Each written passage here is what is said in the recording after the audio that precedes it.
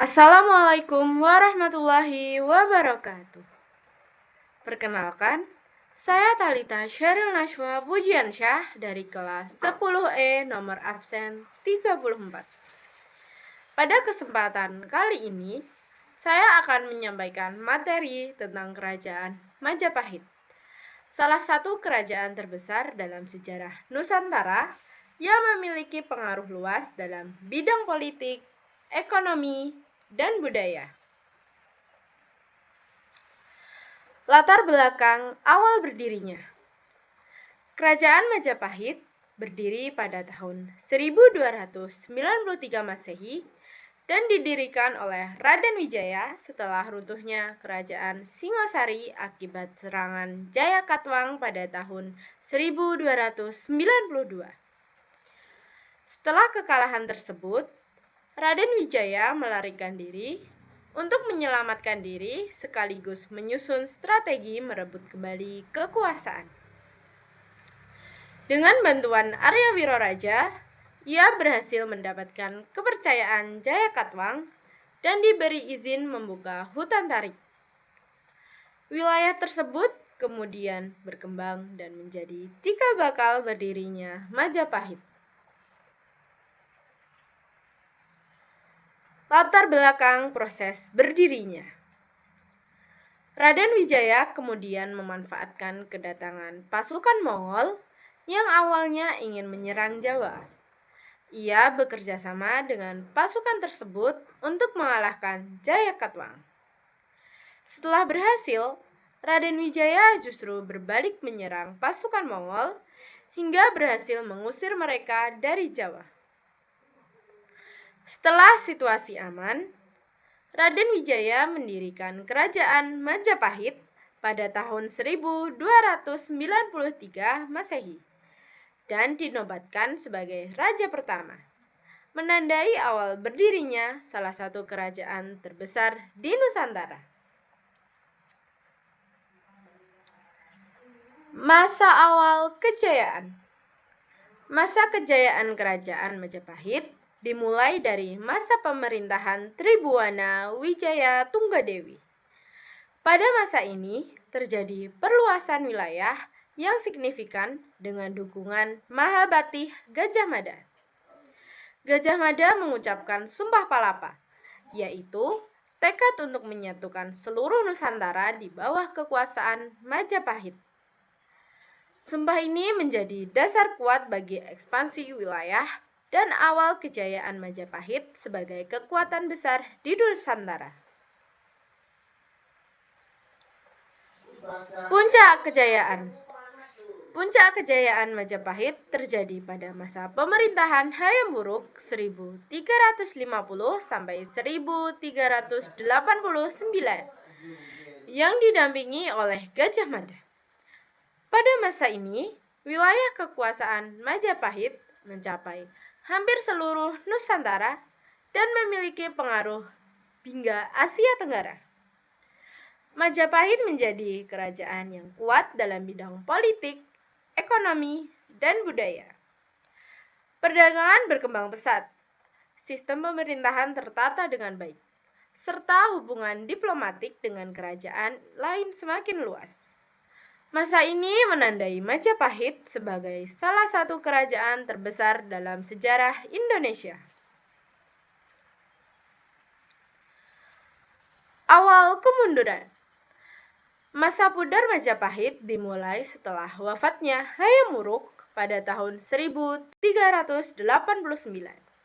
Sepeninggalnya beliau, tidak ada pemimpin yang mampu mempertahankan kejayaan kerajaan. Kondisi ini memicu konflik internal dan perebutan kekuasaan, termasuk perang Paragreg. Akibatnya, stabilitas politik melemah dan wilayah kekuasaan mulai menyusut.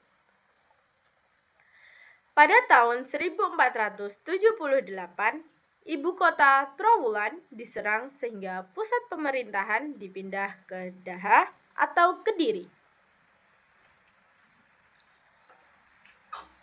Masa kehancuran.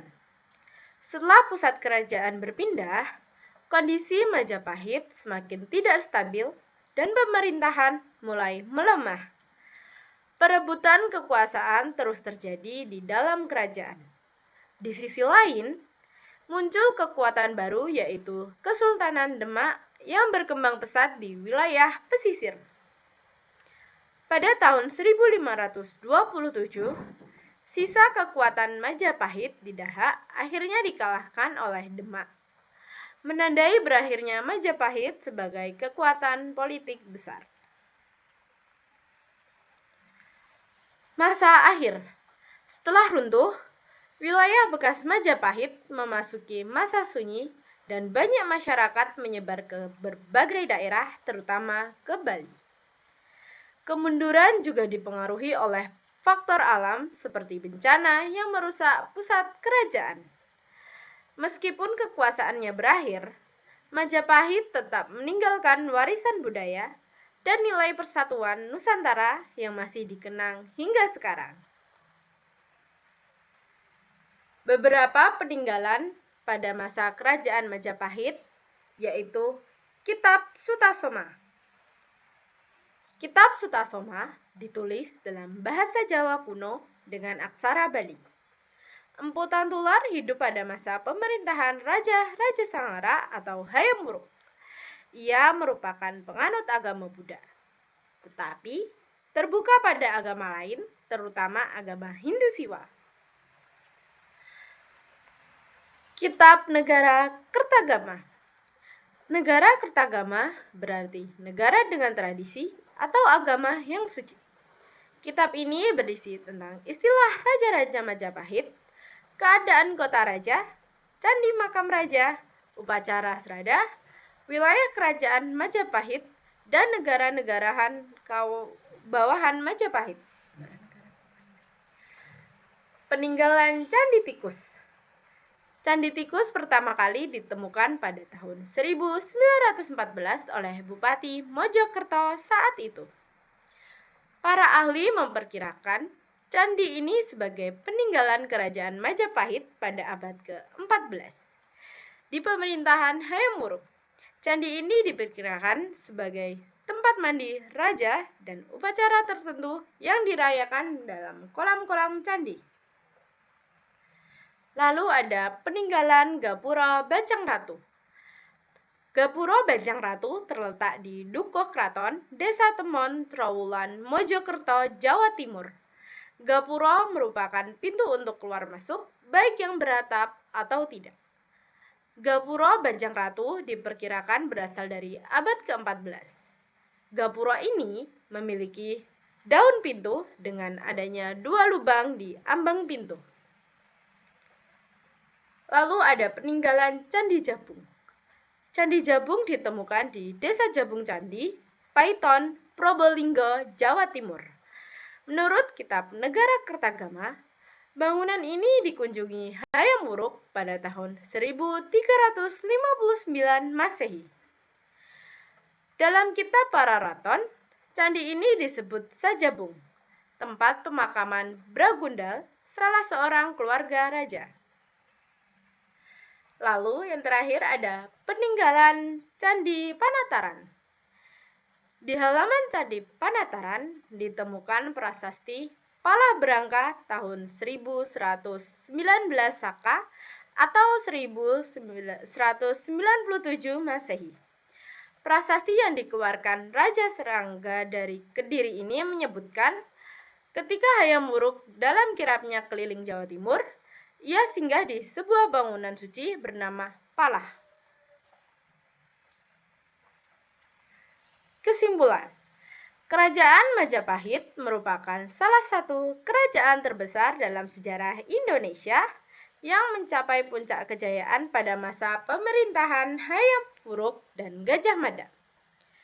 Kerajaan ini memiliki pengaruh luas di Nusantara serta meninggalkan banyak warisan budaya yang berharga. Oleh karena itu, kita sebagai generasi penerus bangsa perlu menjaga dan menghargai peninggalan sejarah tersebut. Ini adalah beberapa sumber yang saya pakai dalam materi ini.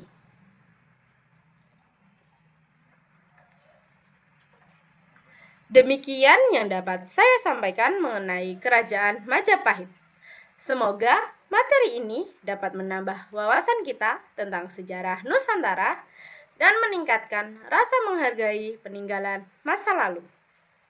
Mohon maaf apabila dalam penyampaian terdapat kekurangan.